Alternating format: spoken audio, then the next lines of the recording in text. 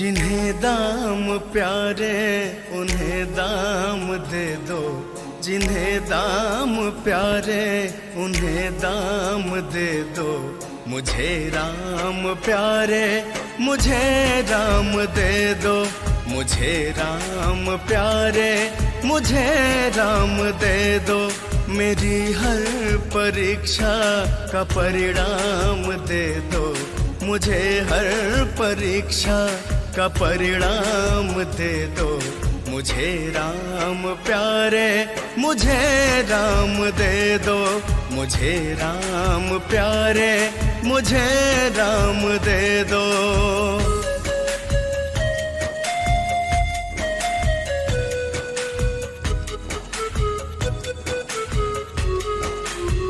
Hello hello hello hello 1 2 3 mic check.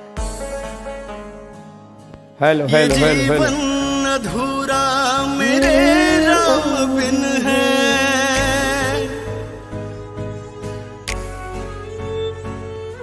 ये जीवन अधूरा मेरे राम बिन है।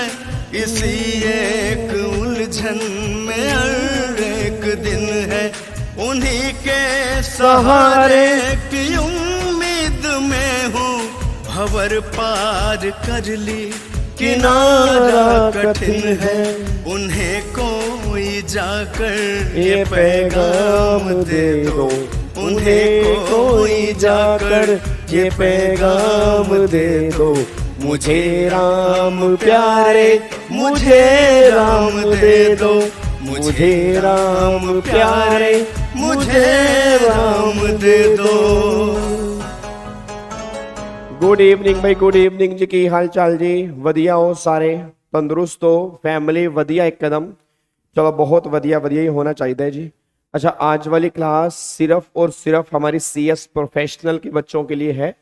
एग्जीक्यूटिव वाले बच्चे अगर मेरे सामने बैठे, उनसे निवेदन है जो आज हम चैप्टर रिवाइज करेंगे वो सिर्फ और सिर्फ CS प्रोफेशनल के सिलेबस में है। एग्जीक्यूटिव वाले बच्चे इसको ना देखें, चाहे वो ओल्ड सिलेबस के हो चाहे वो न्यू सिलेबस के हो। ठीक है जी। तो ये क्लास मैं आज रिकॉर्ड करके डाल रहा हूँ। ठीक है, ये क्लास मैं लाइव नहीं ले रहा। तो CS प्रोफेशनल वाले बच्चों को ये क्लास देखनी है और इसके नोट्स आपके पास होंगे जी।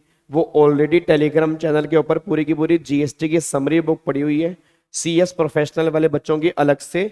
और ये 2-3 चैप्टर जो हैं इसके नोट्स भी मैं टेलीग्राम पे अलग से डाल दूंगा, तो प्रोफेशनल वाले बच्चे वहां से भी डाउनलोड कर सकते हैं। बस ये पर ध्यान दो।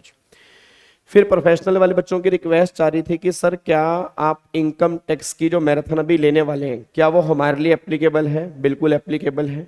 ठीक है, उसके अंदर सारी अमेंडमेंट्स हम कवर करेंगे, बट वो बात अलग है, उसमें इंटरनेशनल टैक्सेशन नहीं कवर होगा। उसके अंदर टैक्स रेट्स कवर होंगे, 5 हेड्स हमारे कवर होंगे। उसके अंदर भी आपके एग्जाम में से क्वेश्चन बनते हैं, बस ये पर ध्यान दो। बाकी अगर आपको एक्सक्लूसिवली CS प्रोफेशनल की मैराथन देखनी है तो लास्ट टाइम मैंने 11 घंटे की मैराथन ली थी। उसके अंदर मतलब 2 मैराथन थी पूरे, एक तो पूरे के पूरे 11 घंटे सिर्फ मैंने प्रैक्टिस करवाई थी एडवांस टैक्स की। एक वो भी मैराथन यूट्यूब पे पड़ी हुई है, और एक पूरे के पूरे इनकम टैक्स की मैराथन 11 घंटे की थी, वो भी मैराथन आपके यूट्यूब के ऊपर पड़ी हुई है। तो दोनों की दोनों मैराथन आपके यूट्यूब के ऊपर है। उसके बाद क्वेश्चन बैंक नए वाला टेलीग्राम चैनल पे आपके पास आ चुका है। आई होप आपने प्रैक्टिस करनी स्टार्ट कर दी होगी। ठीक है जी। और बाकी रही DT के क्वेश्चन की बात, तो DT का क्वेश्चन बैंक इस बार मैं अलग से नहीं निकालूंगा, बट कोशिश करूंगा कुछ इंपॉर्टेंट क्वेश्चंस मैं टेलीग्राम पे डाल दूं, ताकि उसकी अगर आप प्रैक्टिस करोगे तो आपके लिए अच्छा होगा जी। ठीक है जी। चलो इधर सुनो ध्यान से, मैं अपनी क्लास फाइनली स्टार्ट करने जा रहा हूं जी। तो आज हमें 2-3 छोटे छोटे टॉपिक एक बार फटाफट से रिवाइज करने हैं। एक टॉपिक तो हमें रिवाइज करना है एडवांस रूलिंग का। ठीक है, उसके अंदर से भी कई बार आपके एग्जाम में क्वेश्चन बन जाता है। फिर एक टॉपिक हमें रिवाइज करना है ऑफेंस एंड पेनल्टीज वाला, एक बार वो भी हम रिवाइज कर लेंगे। फिर एक टॉपिक हमें रिवाइज करना है अपील और रिवीजन वाला। ये 3 टॉपिक आज हमें रिवाइज करने हैं, बस ये पर ध्यान दो। और ये हमारी CS प्रोफेशनल की लास्ट क्लास है। एग्जामिशन वाला चैप्टर मैं करवा चुका हूँ, RCM हम कर चुके हैं, तो ये हमारी लाइव लास्ट क्लास है। बट 3 क्लास आपके लिए भी एप्लीकेबल है वैल्यूएशन की। ठीक है ना, क्योंकि आपके एग्जाम में वैल्यूएशन के रूल्स में से भी क्वेश्चन बनते हैं। तो एक क्लास तो सुबह 11 बजे आई थिंक आपने देख ली होगी, नहीं देखी तो वो देख लेना, वो यूट्यूब पे पड़ी हुई है। फिर 2 क्लास जो होंगी वो कल आएंगी, तो वो भी आपने देखनी है। ठीक है जी। तो मतलब वो वैल्यूएशन वाले रूल्स जो हैं वो भी सीएस प्रोफेशनल वाले बच्चों के लिए एप्लीकेबल हैं, बस ये बात ध्यान देना जी। ठीक है जी। चलो आओ जी एक बार फटाफट से रिवाइज करते हैं। अब सबसे पहला चैप्टर हम रिवाइज करने जा रहे हैं, दैट इज एडवांस रूलिंग का। देखो बिल्कुल सिंपल टॉपिक है। एडवांस रूलिंग का मतलब क्या है? अब जो बच्चे रेगुलर बैच वाले बच्चे होंगे याद करो, मैंने क्लास में कहा था कि एडवांस रूलिंग का मतलब होता है, एडवांस का मतलब होता है पहले, और रूलिंग का मतलब होता है डिसीजन, मतलब पहले डिसीजन। मतलब कुछ केस में गवर्नमेंट ये बात कहती है कि अगर आप हमारे पास आओगे तो हम आपका डिसीजन जो है ना वो पहले ही बता देंगे। फॉर एग्जाम्पल जैसे मान लो मुझे वैल्यू निकालनी है या मुझे आईटीसी के बारे में जानना है, ठीक है जी, तो गवर्नमेंट ये बात कहती है कि आप यहाँ पे अप्लाई कर दो, आपकी वैल्यू कितनी निकल कर आएगी, आप कितना आईटीसी क्लेम कर सकते हो, आपको इसमें गुड्स में कवर करेंगे, सर्विस में कवर करेंगे। तो कुछ बातें ऐसी है जो हम तुम्हें पहले ही बता देंगे। अब इसके लिए गवर्नमेंट ने क्या किया हुआ है, इसके लिए गवर्नमेंट ने एक अथॉरिटी बिठाई हुई है, उसको बोलते हैं अथॉरिटी ऑफ एडवांस रूलिंग। अब अगर अथॉरिटी ऑफ एडवांस रूलिंग के पास आप गए, उसने बोला भाई तुम्हारा काम सर्विस में कवर होगा, या तुम्हारी वैल्यू इतनी आएगी, या तुम्हारा आईटीसी इतना आएगा, और तुम उसके ऑर्डर से सेटिस्फाइड नहीं हो, तो एक और अथॉरिटी यहाँ पे आती है, उसको बोलते हैं appellate authority of advance ruling. ये दोनों की दोनों बातें इस चैप्टर में एक बार हमें फटाफट से रिवाइज करनी है। एक बार चेक करो, देखो यहाँ पे क्या लिखा हुआ है जी, देखो यहाँ पे अब एडवांस रूलिंग, यहाँ पे क्या लिखा है, डिसीजन बाय। अब डिसीजन बाय एआर, एआर का मतलब क्या है, अथॉरिटी ऑफ एडवांस रूलिंग, और ट्रिपल एआर का मतलब क्या है, appellate authority of advance ruling. अब सेक्शन नंबर 97 से लेके 106 तक और रूल नंबर 103 से लेके रूल नंबर 107 तक, ये सारी की सारी बातें इस चैप्टर की होती हैं, बस ये पर ध्यान दो। अब सबसे पहले उसने यहाँ पे डेफिनेशन बताई कि एडवांस रूलिंग का मतलब क्या है। तो वगैरह advance ruling means decision to applicant in selection in relation to supply undertaken और propose to be undertaken by applicant. मतलब कहना क्या चाह रहे हैं कि जो सप्लाई आपने कर दी है या जो सप्लाई अभी करने की सोच रहे हो, उसका डिसीजन हम तुम्हें पहले ही प्रोवाइड करवा देंगे, उसको बोलते हैं एडवांस रूलिंग है, बस ये पर ध्यान दो। अब यहाँ पे एक बार चेक करना, सेक्शन नंबर 97 में क्या लिखा है। ये क्वेश्चन आपके एग्जाम के लिए इंपॉर्टेंट है, ठीक है जी। आपके एग्जाम में ये क्वेश्चन जरूर बन सकता है कि किन किन मुद्दे को लेकर आप एडवांस रूलिंग अथॉरिटी के पास जा सकते हो। अब एक बार चेक करना यहाँ पे जी, लो जी। अब यहाँ पे ना जो ये मैटर लिखे हैं ये एग्जॉस्टिव मैटर है। हेलो भाई साहब, ओए इधर। अब ये जो मैटर लिखे हैं ये एग्जॉस्टिव मैटर है। एग्जॉस्टिव मैटर का मतलब क्या है कि सिर्फ इन्हीं मैटर को लेके एडवांस रूलिंग के पास जाओगे और किसी मैटर को लेके एडवांस रूलिंग के पास नहीं जाओगे। अब कौन कौन से मैटर लिखे हैं? पहला मैटर क्लासिफिकेशन ऑफ गुड्स और सर्विस। इट मींस अगर आपको गुड्स और सर्विस की क्लासिफिकेशन में दिक्कत आ रही है कि क्या गुड्स में कवर होगा क्या सर्विस में कवर होगा, उस मैटर के लिए आप एडवांस रूलिंग के पास जा सकते हो। अगला एप्लीकेबिलिटी ऑफ नोटिफिकेशन, कि मेरे ऊपर एग्जम्पशन की नोटिफिकेशन एप्लीकेबल होगी या नहीं होगी, कहीं मेरी सर्विस एग्जम्पशन में कवर तो नहीं है, इसको जानने के लिए तुम एडवांस रूलिंग के पास जा सकते हो। अगला रजिस्ट्रेशन रिक्वायर्ड, क्या मुझे जीएसटी में रजिस्ट्रेशन की रिक्वायरमेंट पड़ेगी या नहीं पड़ेगी, पड़ेगी तो कब पड़ेगी, मतलब 20 लाख के बाद पड़ेगी, 40 लाख के बाद पड़ेगी, 10 लाख के बाद पड़ेगी, या मेरे केस में मैंडेटरी होगा। इस क्वेश्चन का आंसर जानने के लिए तुम एडवांस रूलिंग के पास जा सकते हो। अगला फिर डिटर्मिनेशन ऑफ लाइबिलिटी, मेरी जीएसटी की लाइबिलिटी कितने निकल कर आएगी, मतलब नेट जीएसटी मुझे कितना पे करना पड़ेगा, इसके लिए भी तुम जा सकते हो। फिर एडमिसिबिलिटी ऑफ आईटीसी, कितना आईटीसी आपको मिलेगा। सप्लाई, मेरा काम सप्लाई में कवर होगा या नहीं होगा। टाइम ऑफ सप्लाई, मतलब मेरी टाइम ऑफ सप्लाई क्या आएगी, वैल्यू ऑफ सप्लाई क्या आएगी। Place of supply related matter advance ruling के पास नहीं जा सकते। ई वे बिल के मैटर एडवांस रूलिंग के पास नहीं जा सकते। Return related matter advance ruling के पास नहीं जा सकते। सिंपल सी बात बस ये निकल के आ रही है कि जो ये मैटर 1 to 7 तक दिए हैं, बस ये एग्जॉस्टिव लिस्ट है, यही मैटर एडवांस रूलिंग के पास जा पाएंगे, इसको छोड़ के कोई भी मैटर एडवांस रूलिंग के पास नहीं जाएंगे, बस ये पर ध्यान दो। मैं दोबारा कह रहा हूं, आपके एग्जाम में दोनों तरह से क्वेश्चन बन सकते हैं। क्वेश्चन ये भी बन सकते हैं कौन कौन से मैटर एडवांस रूलिंग के पास जा सकते हैं, क्वेश्चन ये भी फ्रेम हो सकता है कि कौन कौन से मैटर एडवांस रूलिंग के पास नहीं जा सकते। दोनों तरह के क्वेश्चन हमारे एग्जाम के अंदर फ्रेम हो सकते हैं, बस ये पर ध्यान दो।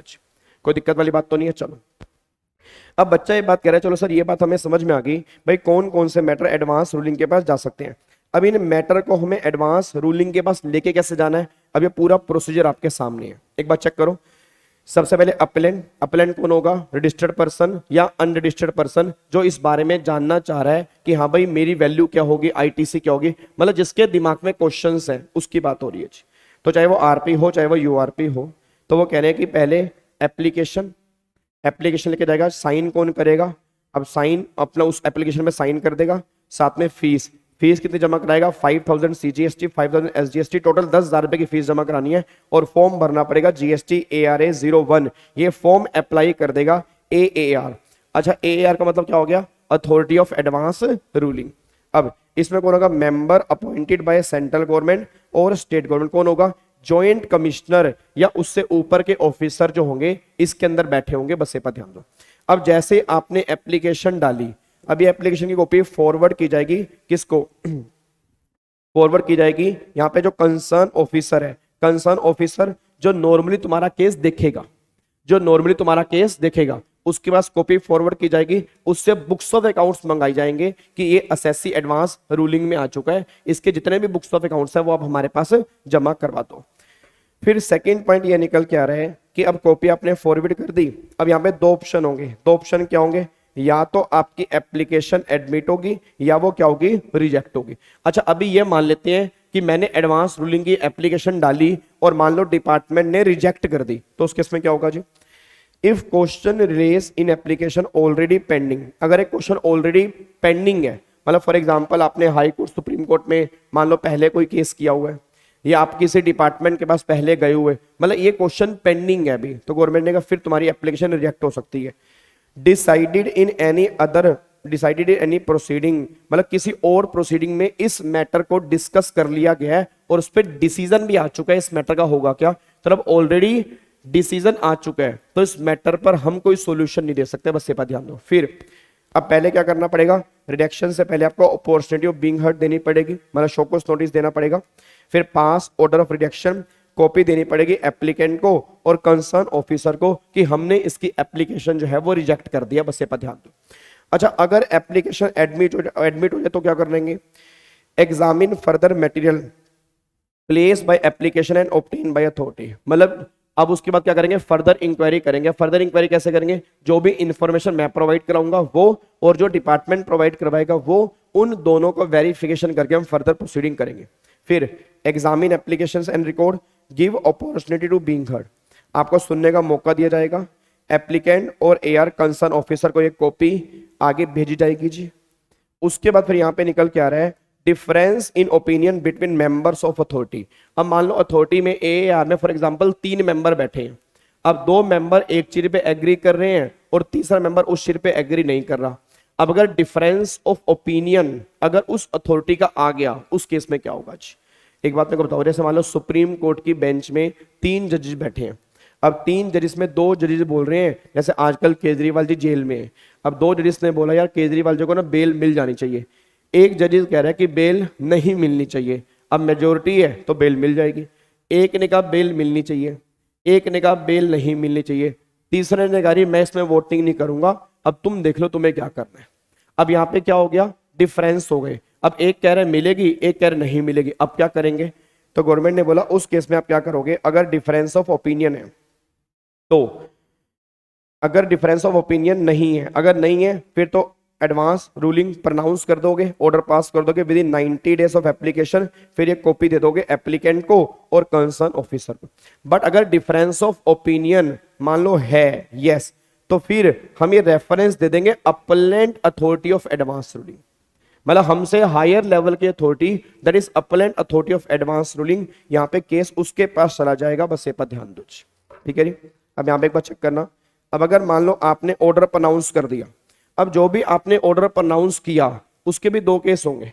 जैसे मान लो अब एडवांस रूलिंग ने ऑर्डर प्रोनाउंस किया, या तो मेरे फेवर में, अगर मेरे फेवर में होगा तो डिपार्टमेंट के अगेंस्ट में होगा, अगर डिपार्टमेंट के फेवर में होगा मेरे अगेंस्ट में होगा, यही तो होगा ना। एक बात मेरे को बताओ, सुप्रीम हाई कोर्ट ने बोला केजरीवाल जी को बेल दे दो, अब केजरीवाल जी को बेल दे दो, ये केजरीवाल जी के फेवर में है, बट जो सामने ईडी है, एनफोर्समेंट डायरेक्टरेट है, उसके अगेंस्ट में है।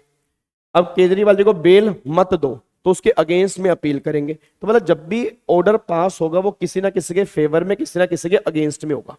तो गवर्नमेंट ने कहा अगर ऑर्डर पास कर दिया तो देखो यहाँ पे अगर एप्लीकेंट को उससे दिक्कत है तो एप्लीकेंट आगे फिर अपील कर देगा appellate authority of advance ruling.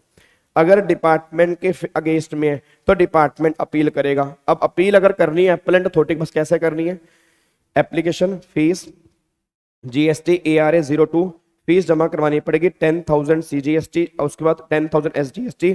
30 days में आपको ये फॉर्म भरना पड़ेगा, 30 डेज की एक्सटेंशन मिलेगी, ठीक है नी। और अगर डिपार्टमेंट अपील करेगा ना उस केस में कोई भी फीस एप्लीकेबल नहीं होगी, बस ये बात ध्यान दो। मतलब सिंपल सी बात कहना चाह रहा हूं कि डिपार्टमेंट वाले केस में कोई भी फीस एप्लीकेबल नहीं है, बस ये बात ध्यान दो।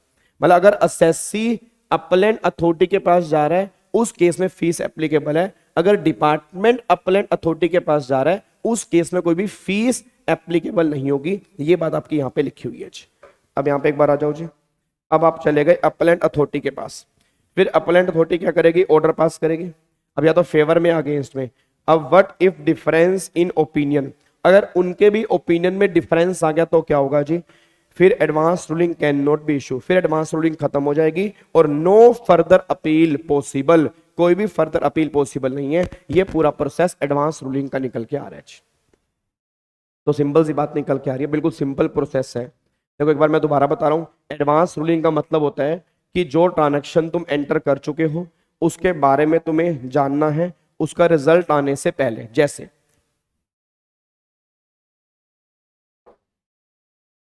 एक बच्चे ने ना एग्जाम दे दिए, अब मान लो आप मेरे सामने बैठे हो, आपने कहा सर मैंने CS प्रोफेशनल के ना एग्जाम दे दिए, तो जो परफॉर्मेंस मैंने की है उसके बेस पर ना मेरा रिजल्ट बताओ, रिजल्ट क्या आएगा।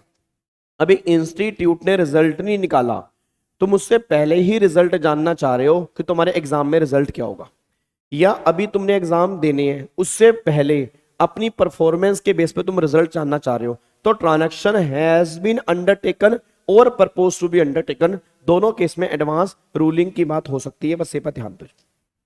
फिर कौन कौन से मुद्दे वहां जाएंगे, तो गवर्नमेंट ने बोला वैल्यू ऑफ सप्लाई हो गया, ITC हो गया, नोटिफिकेशन हो गया, उसके बाद फिर आपका क्लासिफिकेशन का मैटर हो गया, फिर आपका टाइम ऑफ सप्लाई हो गया, वैल्यू ऑफ सप्लाई हो गया, फिर उसके बाद आपका अगला मैटर हो गया जी ई-वे बिल वाले मैटर वहां नहीं जाएंगे, प्लेस ऑफ सप्लाई वाले मैटर वहां नहीं जाएंगे, रजिस्ट्रेशन वाले मैटर वहां पे जाएंगे। तो ये मैटर आपके एडवांस रूलिंग के पास जाएंगे। जब आप जाओगे तो दो केस होंगे, या तो एप्लीकेशन एक्सेप्ट या रिजेक्ट। अगर रिजेक्ट होगी तो अपॉर्चुनिटी ऑफ बीइंग हर्ड देना पड़ेगा, सुनने का मौका देना पड़ेगा। अगर एक्सेप्ट होगी तो दो केस होंगे, या तो मेरे फेवर में होगी या डिपार्टमेंट के फेवर में होगी। अगर मेरे फेवर में डिपार्टमेंट के अगेंस्ट है, डिपार्टमेंट अपील करेगा अपीलेंट अथॉरिटी के पास, और अगर उसके फेवर में मेरे अगेंस्ट है तो मैं अपील करूंगा। जब मैं अपील करूंगा अपीलेंट अथॉरिटी के पास तो उस केस में 10,000 रुपए CGST, 10,000 रुपए SGST, 20,000 रुपए की टोटल फीस एप्लीकेबल हो जाएगी और GST ARA 02 फॉर्म नंबर मुझे फाइल करना पड़ेगा। और जब मैं अथॉरिटी के पास जाऊंगा तो 5,000 की फीस वहां पर होगी और ARA 01 मुझे फॉर्म नंबर भरना पड़ेगा। ये सारी बातें आपकी यहाँ पे निकल के आ रही है। डन, चलो जी। तो अब इसको मैं पैक करने जा रहा हूँ जी। अब ये नोट्स आपके पास टेलीग्राम पे मैंने डाल दिए हैं, एक बार इसको पढ़ सकते हो। अब अगले पॉइंट पर आओ। अब ये चैप्टर मैं तुम्हें बता तो रहा हूँ, बट इस चैप्टर में इंपॉर्टेंस जो है ना वो आपकी है, मतलब मेरी कम इंपॉर्टेंस है। रीजन इसके अंदर काफी सारे ऑफेंस हैं जो हमें याद करने हैं, और इन्होंने बहुत अच्छे तरीके से ना, ये ICAI की बुक है। अब बच्चा कह रहा है ICSI की क्यों नहीं बता रहे, उन्होंने कुछ ऐसी समरी निकाली नहीं, वो निकालते ही नहीं। अभी तक तुम्हारे मॉड्यूल पुराने हैं, उसमें अमेंडमेंट नहीं है, तो थोड़ी बहुत दिक्कत तो है। बट ICAI ने एक बुक निकाली है सारांश, बहुत बढ़िया बुक निकाली है, प्रॉपर तरीके से प्रेजेंट करके विद ऑल अमेंडमेंट्स इन्होंने यहाँ पे सब कुछ डाला हुआ है। तो उसके नोट्स मैंने यहाँ पे अटैच किए हैं। तो ऑफेंस एंड पेनल्टी वाले चैप्टर में जिसको भी दिक्कत आती है, अगर वो इसमें से भी पढ़ लेगा ना, आप ये लगा लो आप एग्जाम में 100% क्वेश्चन हैंडल करके आ जाओगे, कोई दिक्कत आपको आने वाली नहीं है अगर आपने इसमें सही ढंग से पढ़ लिया। एक बार अब चेक करो। अब यहाँ पे ऑफेंस एंड पेनल्टी है, person liable to penalty under section 122। वो कह रहा है section 122 levy penalty on the following person. अब किन किन लोगों पर ये पेनल्टी लगती है? सेक्शन 122(1) की पेनल्टी लगती है टैक्सेबल पर्सन पे, 122(1)(a) की पेनल्टी लगती है हर पर्सन पे, 122(1)(b) की एक पेनल्टी लगेगी ECO पे, 122 की पेनल्टी लगेगी रजिस्टर्ड पर्सन पे और 122 की पेनल्टी लगेगी एनी पर्सन पे। मतलब पहले इसने क्लियर कर दिया कि कौन कौन सी पेनल्टी किस पर्सन के ऊपर एप्लीकेबल होगी, वो इसने यहाँ पे क्लियर कर दिया। अब पेनल्टी है कितनी कितनी, अब वो तुम्हें क्वांटम बता रहा है कि पेनल्टी कितनी एप्लीकेबल होगी।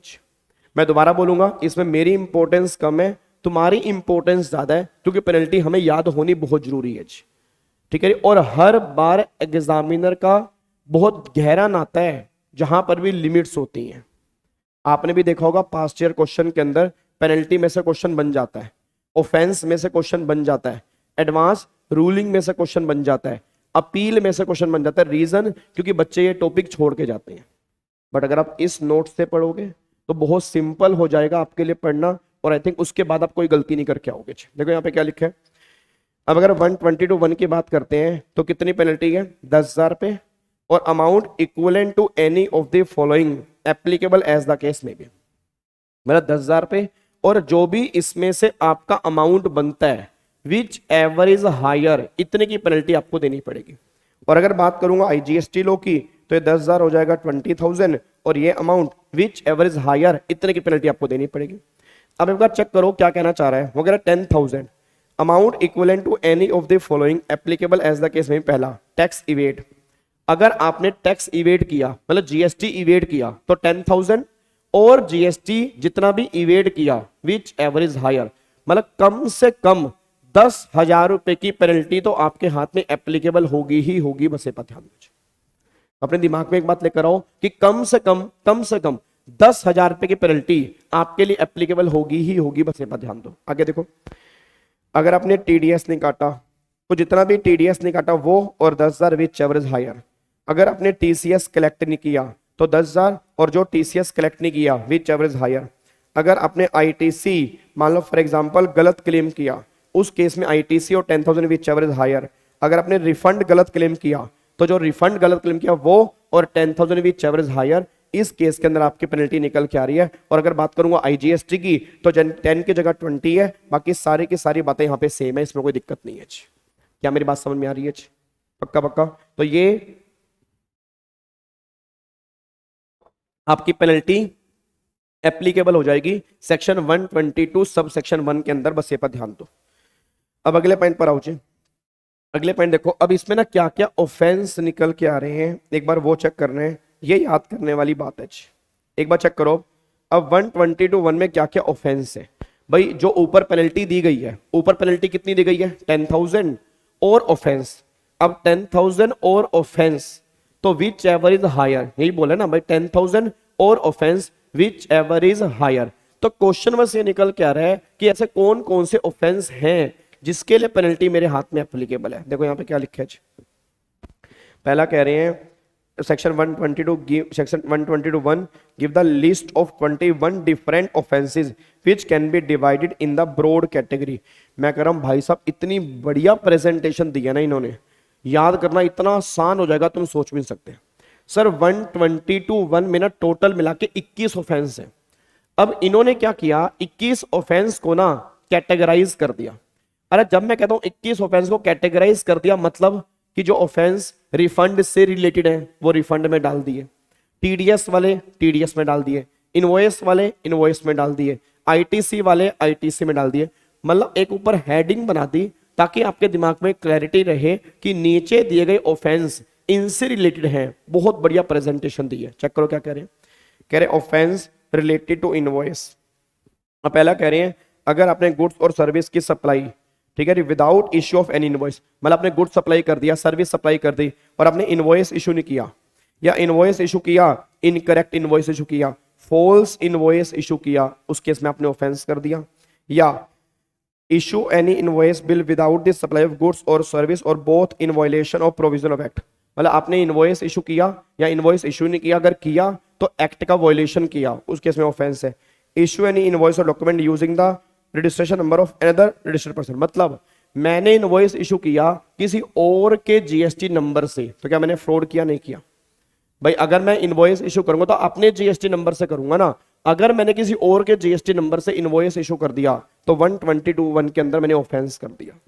आगे देखो फिर अगला TDS और TCS से रिलेटेड आपने कोई ऑफेंस किया, वो कह रहे हैं अगर आपने TDS, अगर आपने मान लो TCS कलेक्ट किया और विद इन 3 मंथ आपने पे नहीं किया, आपने ऑफेंस कर दिया। ठीक है, आपने TDS डिडक्ट नहीं किया तो आपने ऑफेंस कर दिया। आपने TCS कलेक्ट किया, ठीक है जी, लॉ का कॉन्ट्रावेंशन करके और 3 महीने से ऊपर हो चुके हैं, आपने पे नहीं किया, आपने ऑफेंस कर दिया। फिर fail to collect TCS with provision 50:1 और collect an amount which is less than amount required to be collected, मतलब जितना TCS कटना चाहिए उससे ज्यादा आपने TCS काट लिया, आपने ऑफेंस कर दिया। फिर आपने टर्नओवर अपनी छुपा ली, टैक्स चोरी करने के लिए आपने ऑफेंस कर दिया। इनमें से कुछ भी आपने किया हो वो ऑफेंस वाली कैटेगरी में कवर हो जाएगा, बस ये पर ध्यान दो।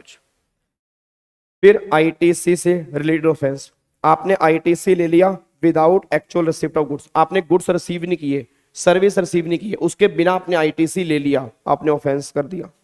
फिर आपने ITC डिस्ट्रीब्यूट करते हुए सेक्शन 20 का कॉन्ट्रावेंट किया, याद है ISD।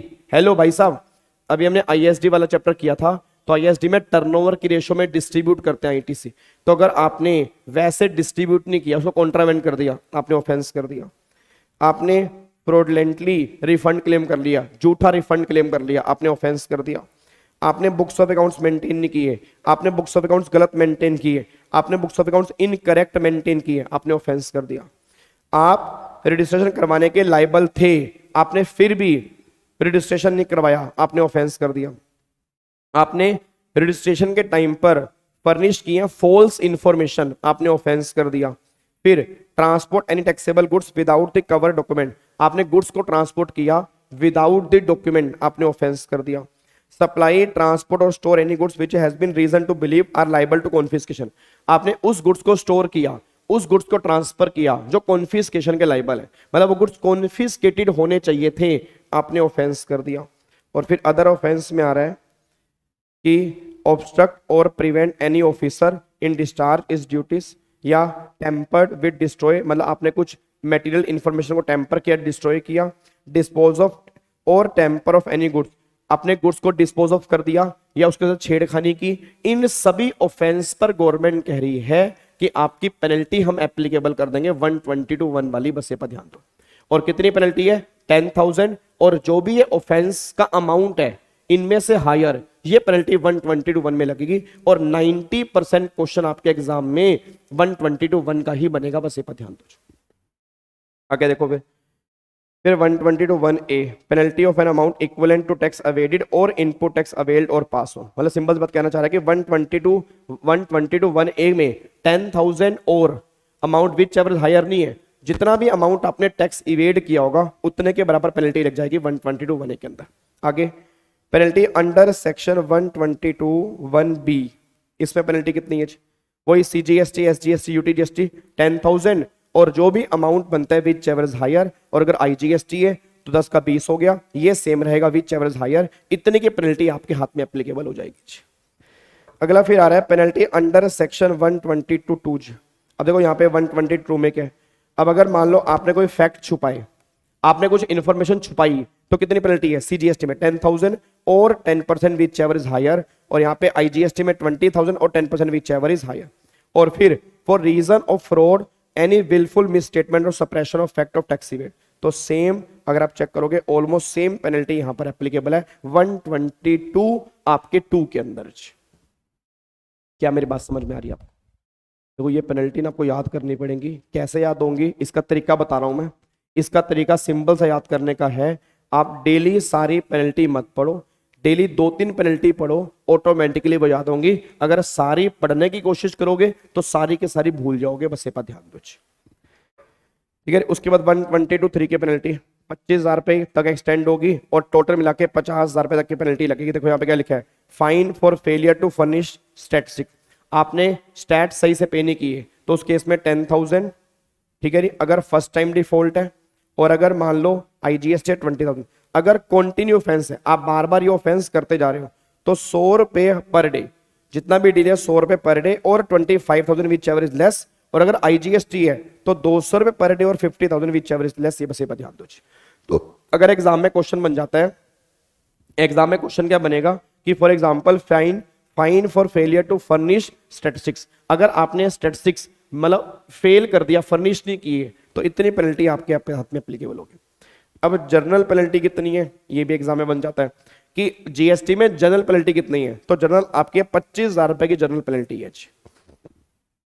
ठीक है जी। अब आगे देखो, रिलीज ऑफ गुड्स कन्वेंस और document on payment of specified penalty. आपके गुड्स को हम रिलीज कर देंगे, आपके गुड्स को हम रिलीज कर देंगे अगर आप इतनी पेनल्टी पे कर दोगे, अगर वो गुड्स आपके टैक्सेबल है। When owner of goods come forward for payment of penalty, अगर ओनर कहता है कि भाई साहब मेरे गुड्स रिलीज कर दो, मैं पेनल्टी पे करने को तैयार हूं, अगर वो टैक्सेबल गुड्स हैं तो 200% की पेनल्टी है।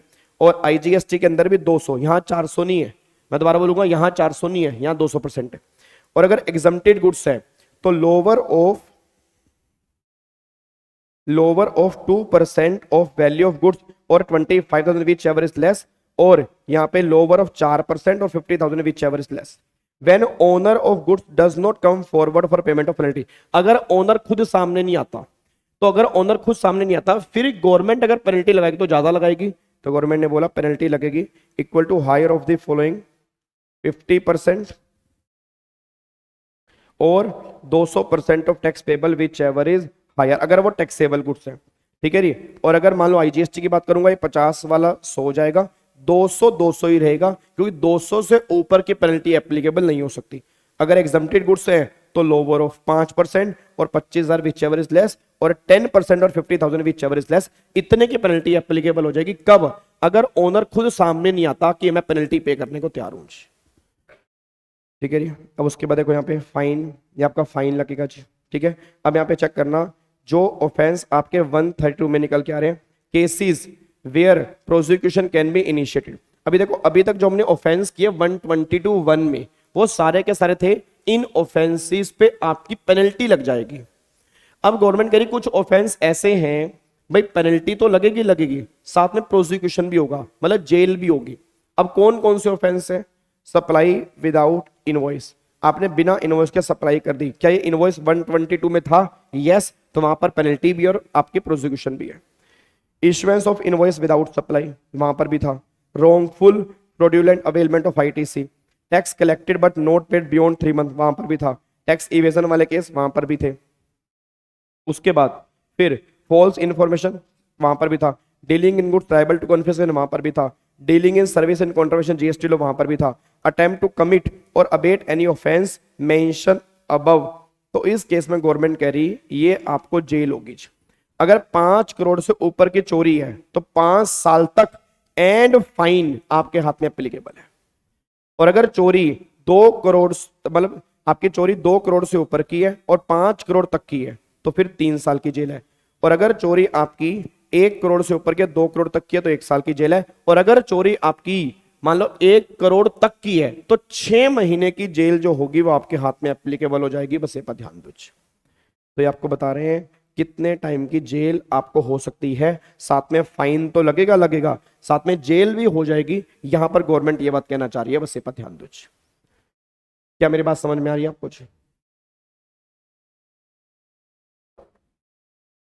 ठीक है जी। अब एक कॉग्निजेबल और नॉन बेलेबल ऑफेंस और नॉन कॉग्निजेबल और बेलेबल ऑफेंस। ठीक है जी। जैसे केजरीवाल जी को बेल नहीं मिल रही, आपको बताओ केजरीवाल जी को बेल नहीं मिल रही है, बट हम ये नहीं कहेंगे वो नॉन बेलेबल ऑफेंस है। अभी संजय सिंह को उस मुद्दे के अंदर बेल मिली है तो बेल तो मिल सकती है, बट उसके अंदर बेल मिलने में दिक्कत है। अब केस सुप्रीम कोर्ट के पास गया हुआ है और उम्मीद नहीं है कि सुप्रीम कोर्ट भी बेल देगा। ठीक है जी। मतलब कुछ कह नहीं सकते। तो मैं कहना क्या चाह रहा हूं कि कुछ ऑफेंस होते हैं नॉन बेलेबल। मैंने मर्डर कर दिया, अब अगर मैंने मर्डर कर दिया, प्रूफ है कि मैंने मर्डर किया है और मैं खुद कह रहा हूं फॉर एग्जांपल मैंने मर्डर किया, तो ये नॉन बेलेबल ऑफेंस होता है। इसको हम बोलते हैं कॉग्निजेबल, खतरनाक ऑफेंस। नॉन कॉग्निजेबल का मतलब होता है कि जहां पे बेल पॉसिबल होती है कि आपको बेल मिल जाएगी। आपने कोई ऑफेंस किया, नो डाउट वो ऑफेंस है, बट फिर भी बेल तुम्हें मिल जाएगी। बस ये बता दो, बेल आपको कोई दिक्कत नहीं आएगी। ठीक है जी। बेल में कोई भी दिक्कत नहीं आएगी, बस ये पर ध्यान दो। क्या आपको बात समझ में आ रही है? क्या आपको बात समझ में आ रही है? डन। चलो अब यहां पे आओ जी।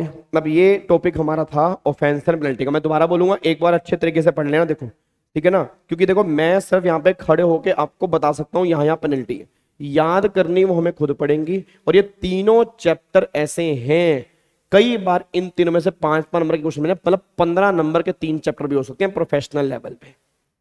और कई बार ऐसा कि क्वेश्चन बनते ही नहीं है।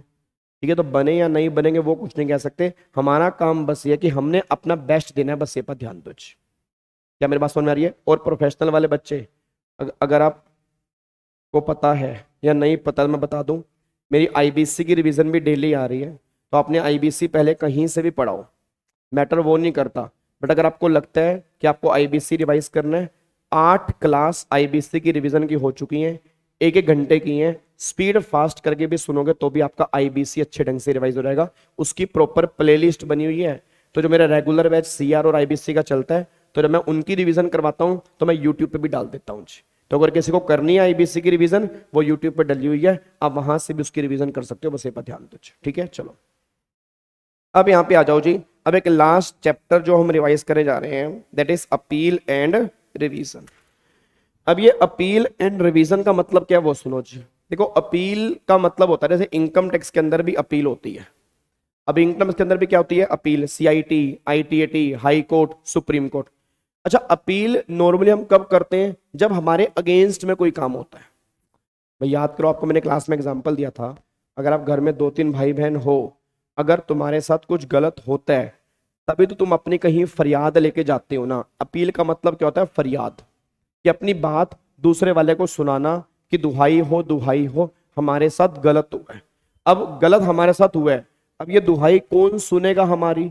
तो गवर्नमेंट ने कहा वो बताने जा रहे हैं। जैसे तुम घरों में अपील करते हो, जैसे तुम इनकम टैक्स में अपील करते हो, ऐसे ही जीएसटी के अंदर भी अपील होती है। अब जीएसटी में अपील कहां कहां होती है वो एक बार देख रहे हैं। अच्छा, एक बात और बताना, क्या अपील सिर्फ असेसी कर सकते हैं या डिपार्टमेंट भी अपील कर सकता है? मेरा क्वेश्चन बस ये निकल के आ रहा है कि अपील जो कर सकता है, क्या वो सिर्फ असेसी कर सकता है या डिपार्टमेंट भी अपील कर सकता है? बताओ जी, अपील कौन कर सकता है बताओ। मेरा क्वेश्चन बस ये निकल के आ रहा है कि अपील कौन कर सकता है? अपील असेसी, डिपार्टमेंट या दोनों? दोनों कर सकते हैं। भाई जिसके अगेंस्ट में कोई काम होगा वो अपील करेगा। अब एक सामने बच्चा बैठा, क्या नाम है? भाग्यश्री। तो भाग्यश्री कह रही है सर डिपार्टमेंट अपील क्यों करेगा? एक बात मेरे को बताओ, डिपार्टमेंट के ऑफिसर ने ऑर्डर पास कर दिया और वो डिपार्टमेंट के बड़े ऑफिसर को लगा इसने गलत ऑर्डर पास कर दिया, तो उसको लगेगा ना इससे डिपार्टमेंट का नुकसान हो रहा है। भाई ऑर्डर पास कर दिया एसएससी के फेवर में, बट डिपार्टमेंट के बड़े ऑफिसर को लगा कि ये ऑर्डर गलत पास हो गया है, तो फिर उस केस के अंदर डिपार्टमेंट भी अपील कर सकता है। और अपील वाले केस में कॉन्सेप्ट आता है प्री डिपोजिट का। प्री डिपोजिट का मतलब होता है कि आपको प्री डिपोजिट जमा करवाना पड़ता है, मतलब आपको कम से कम इतना पैसा, जो अमाउंट डिस्प्यूटेड है। और ये ध्यान रखना, ये डिपार्टमेंट जब अपील करने जाता है उस केस में प्री डिपोजिट वाला कॉन्सेप्ट नहीं होता। जब एसएससी अपील करने जाता है उस केस में ये कॉन्सेप्ट होता है। क्या मेरी बात समझ में आ रही है? तो डिपार्टमेंट जब अपील करने जाता है तब कॉन्सेप्ट नहीं होता, जब एसएससी अपील करने जाता है उस केस के अंदर प्री डिपोजिट वाला कॉन्सेप्ट होता है। बस ये पर ध्यान दो। अब यहां पे एक बार चेक करते हैं हिरार्की क्या है। तो पहली बात चैप्टर नंबर आपका 18 है of CGST act appeal and revision. देखो, order pass by an adjudicating authority, ठीक है। फिर order pass by an officer subordinate to a revisional authority. अब यहां पे क्या लिखा हुआ है? 2 केस होते हैं, एक तो आपकी आ रही है अपीलेंट अथॉरिटी, फिर एक होती है रिवीजनल अथॉरिटी। याद है इनकम टैक्स के अंदर भी मैंने कहा था, एक तो होती है सीआईटी अपील और एक होती है सीआईटी रिवीजन। रिवीजन का मतलब जो ऑर्डर रिवाइज कर सकता है, बट ये सीआईटी रिवीजन वाला जो है यहां पर मेनली जो जाता है ना वो डिपार्टमेंट जाता है, यहां पे नॉर्मली एसएससी नहीं जाता। अपील वाले केस में एसएससी और डिपार्टमेंट दोनों जा सकते हैं। अब देखो यहाँ पे जी, अब इसके बाद कहां जाएंगे? अपीलेंट ट्रिब्यूनल, फिर ऑर्डर पास करेगा भाई प्रिंसिपल बेंच ऑफ ट्राइब्यूनल, और यहाँ पे फिर हम जाएंगे आपके हाई कोर्ट, और यहाँ पे फिर आपका आएगा supreme court.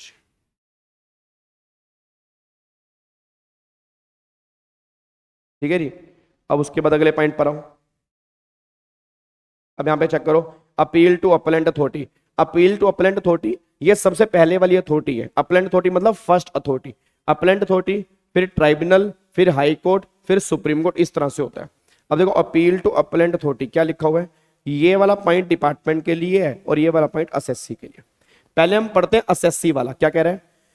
Any person aggrieved. अच्छा, आप में से एक बच्चे के मन में डाउट आ रहा होगा, सर आपने क्लास में डायग्राम बनाया है तो क्या उस डायग्राम से भी कर सकते हैं? बिल्कुल कर सकते हो, 100% कर सकते हो। जैसे मैंने क्लास के अंदर एक डायग्राम बनाया हुआ है अपील वाला, ठीक है, तुम वहां से भी कर सकते हो, जहां से तुम्हें आसान लगे तुम वहां से कर लो, बस मतलब चैप्टर करने से है, बस ये बात ध्यान दो, ठीक है।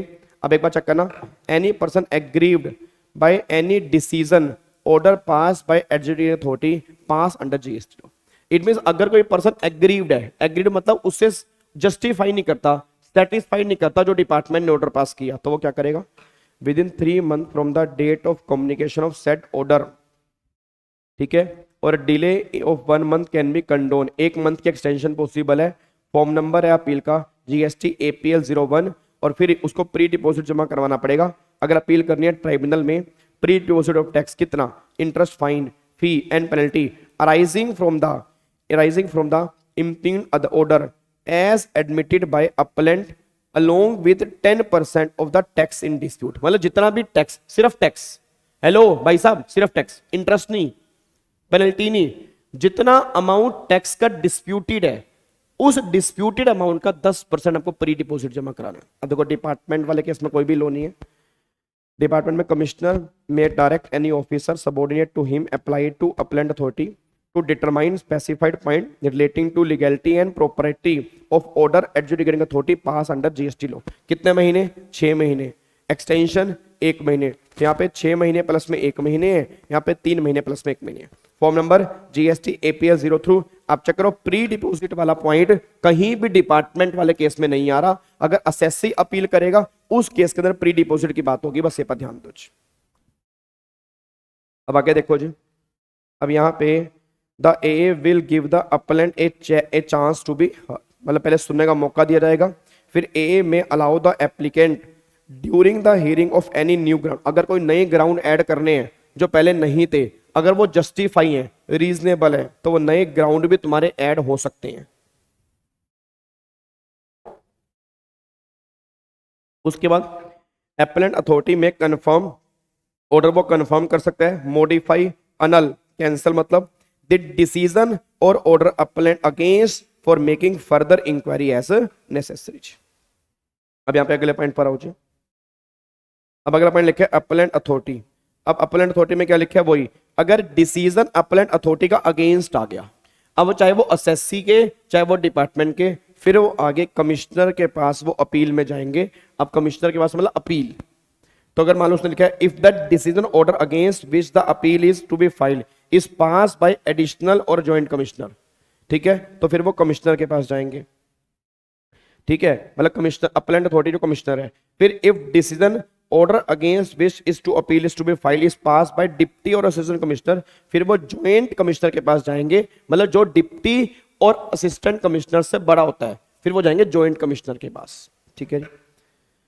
अब यहां पे आओ जी, revisional authority. The CBIC has authorised the following officer as revisional authority for decision order pass by the additional joint commissioner या for decision order pass by the deputy commissioner और assistant commissioner. Revisional authority principal commissioner के पास जाएंगे और additional joint commissioner के पास जाएंगे। और ये रिविजनल अथॉरिटी जो है ना, ये मेनली डिपार्टमेंट के लिए होती है। मैं दोबारा बोल रहा हूं, अपील जो है वो दोनों के लिए होती है, बट रिविजनल अथॉरिटी जो होती है वो नॉर्मली डिपार्टमेंट के लिए होती है, और जो जजमेंट पास होती है उसके अंदर वो नॉर्मली डिपार्टमेंट के फेवर में होती है। अब देखो मैंडेटरी प्री डिपॉजिट कितना जमा करवाना पड़ेगा जी यहाँ पे। अब बात अगर करते हैं अपीलेंट अथॉरिटी की, ये इंपॉर्टेंट मार्क कर लेना, इसमें से आपके एग्जाम में कई बार क्वेश्चन बन चुका है कि प्री डिपॉजिट कितना जमा करवाना होता है, ये एग्जाम के लिए इंपॉर्टेंट है। देखो क्या लिखे, अगर बात करेंगे अपीलेंट अथॉरिटी की, मतलब फर्स्ट कैटेगरी, तो admitted CGST liability is full, जो GST लाइबिलिटी आप एडमिट करोगे तो full, 10% of CGST in dispute subject to maximum 25 crore रुपए, मतलब 25 करोड़ रुपए से ऊपर का प्री डिपॉजिट अपीलेंट अथॉरिटी वाले केस में नहीं जा सकता। और साथ में IGST, तो IGST फुल 10%, यहां पर भी, यहाँ 25 वाली लिमिट कितनी रहेगी? 50, 10% ही रहेगा, बस ये पर ध्यान दीजिए। फिर बात करते हैं अपीलेंट ट्रिब्यूनल, उससे हायर लेवल की अथॉरिटी, तो फिर यहाँ पे जो CGST है, फिर यहाँ पे होगा 20% of CGST in dispute in addition to amount deposit before as pre deposit subject to maximum 50 crore, मतलब मैक्सिमम 50 करोड़ रुपए तक का प्री डिपोजिट होगा इस वाले केस में। और आईजीएसटी में ये 100 करोड़ हो जाएगा। यहाँ पे 20% की लिमिट सेम रहेगी। सिंपल सी बात कह रहा हूँ, ए वाले केस में 10% है और अपना अपीलेंट ट्रिब्यूनल वाले केस में 20% है। ये टैक्स इन डिस्प्यूट, जो टैक्स में डिस्प्यूट है, जितनी वैल्यू का डिस्प्यूट है उस वैल्यू का 10% और 20% है। मैं दोबारा बोलता हूं, टैक्स प्लस इंटरेस्ट और पेनल्टी की बात नहीं कर रही। ठीक है जी। अब आगे देखो जी, बस आपका ये पॉइंट है, बस यहाँ पे खत्म। Okay, tata bye bye. अब यहाँ पे देखना इक्विवेलेंट अमाउंट ऑफ एसजीएसटी, वो इक्विवेलेंट अमाउंट ऑफ एसजीएसटी। अगर मान लो सीजीएसटी यहाँ पे 10% ऑफ सीजीएसटी इन डिस्प्यूट है तो 10% वो एसजीएसटी इन डिस्प्यूट है। ठीक है, और मैं दोबारा बोल रहा हूँ 10 + 10, बस गलती से 20 मत कर देना। आईजीएसटी की बात करूंगा तो वहां पर 10%। अब एक बार बस डायग्राम चेक कर लेना जो मैंने क्लास में बनवाया है। अगर डायग्राम के अंदर भी सेम लिखा है, उसमें अमेंडमेंट मेरे ख्याल से आई थिंक हमने यही लिखा हुआ है, बट अगर आपको लग रहा है उसके अंदर हमने आई थिंक पहले 10 करोड़ की लिमिट थी, बस ये देख लेना कि यहाँ पे 10 करोड़ ना लिखो, 25 लिखो। अगर 25 लिखे फिर तो वो नया ही है।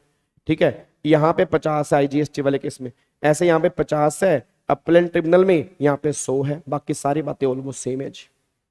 ठीक है जी, तो ये 3 टॉपिक आपके यहाँ पे हमने रिवाइज कर दिए हैं। अब जाके ये इसके नोट्स टेलीग्राम चैनल पे डले हुए हैं, आप वहां से डाउनलोड कर सकते हो जी। देखो प्रोफेशनल वाले बच्चों से बस मैं एक ही कहूँगा, काफ़ी सारे बच्चों ने टैक्स मतलब ड्रॉप आउट किया इसलिए कि न्यू सिलेबस में टैक्स नहीं है, बट जितने बच्चे भी टैक्स में हैं भी, पेपर आसान बनने की पूरी उम्मीद है। बट आसान बने मुश्किल बने मैटर वो नहीं करता, आपने तैयारी पूरी करके जानी है।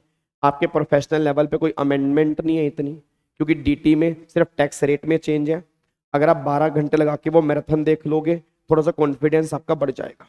जीएसटी हमने सारा का सारा रिवाइज कर लिया। आज हमारी क्लास नंबर मेरे ख्याल से 29, मतलब वैसे टोटल काउंटिंग करूंगा, अभी 2 क्लास वैल्यूएशन की और आनी है, एक सुबह आई थी, तो टोटल मिला के 31 क्लास जीएसटी की रिवीजन की यूट्यूब पे डली हुई है। आप उसको भी देख के अपना पूरा का पूरा जीएसटी रिवाइज कर सकते हो। क्वेश्चंस आंसर आपको मैंने दे दिए हैं। क्वेश्चन बैंक जो नए वाला दिया है टेलीग्राम चैनल पे, उसी को फॉलो करके चलना चाहिए। ठीक है, कुछ बच्चों के डाउट थे सर उसमें रिफंड वाले क्वेश्चन नहीं है, तो अपील वाले क्वेश्चन नहीं है, तो वो क्वेश्चन तो उसका छोटा सा पीडीएफ 20 से 30 पेज का मैं बहुत जल्दी टेलीग्राम पे डाल दूंगा। तो रिफंड वाले क्वेश्चन, अपील वाले क्वेश्चन आप वहां से भी एक बार चेक कर सकते हो, बस ये पर ध्यान दो जी। क्या मेरी बात समझ में आ रही है जी? पक्का पक्का। मैं दोबारा बोल रहा हूँ, इनकम टैक्स की मैराथन और पूरी मैं आपको एक बार दिखाई देता हूँ जी। 1 मिनट रुकना अब यहाँ पे, 1 सेकेंड बस।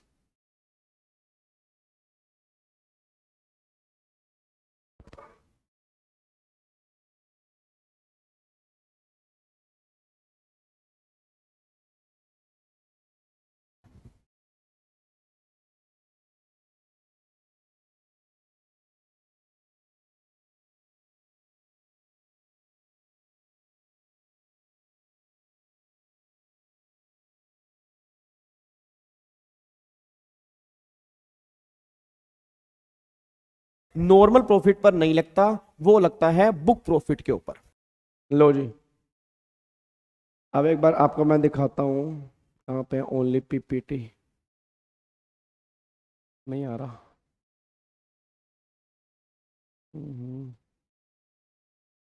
यहाँ पे आएगा,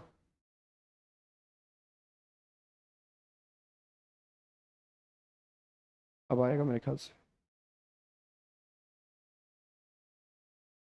नहीं आ रहा ना।